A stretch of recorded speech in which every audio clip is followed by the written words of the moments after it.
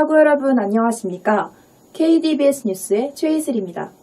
지난 3월 11일과 12일 우리 학교에서 인앤성 박람회가 열렸는데요. 당당하고 현실적인 성박람회의 자세한 소식 유준석 기자가 전해드립니다. 지난 3월 11일부터 12일까지 양일간 본교 중앙광장과 농심국제관에서 인앤성 박람회가 열렸습니다. 이번 박람회는 총학생회와 성인용품 제조업체 듀렉스가 협력하여 진행했습니다. 중앙광장에서는 성에 관련된 부스와 함께 게임과 폴라로이드 사진 등 다양한 체험 부스가 운영되었고, 농심국제관 109호에서는 성에 관련된 주제로 한국성교육연구소 성경원 박사의 강연이 열렸습니다.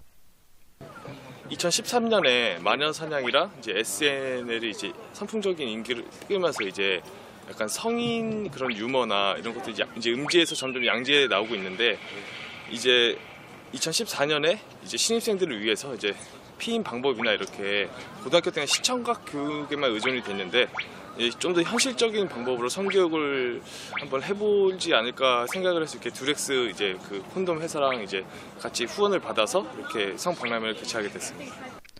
하지만 학우들의 참여율은 저조했습니다.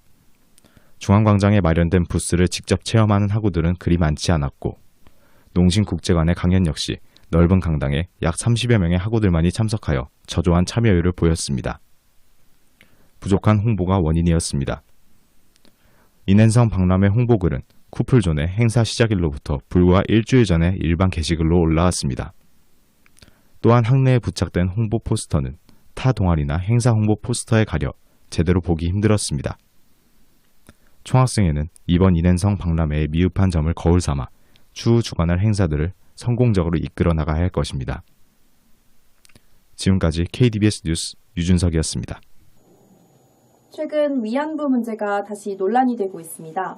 계속되는 갈등 속에서 우리가 가져야 할 올바른 자세는 무엇일까요? 백인규 기자가 전해드립니다.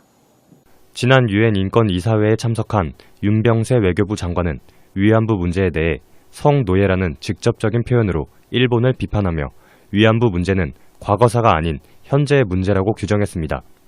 정부의 시급한 정책과 국민들의 관심이 필요하다고 말하는 것이 아닙니다.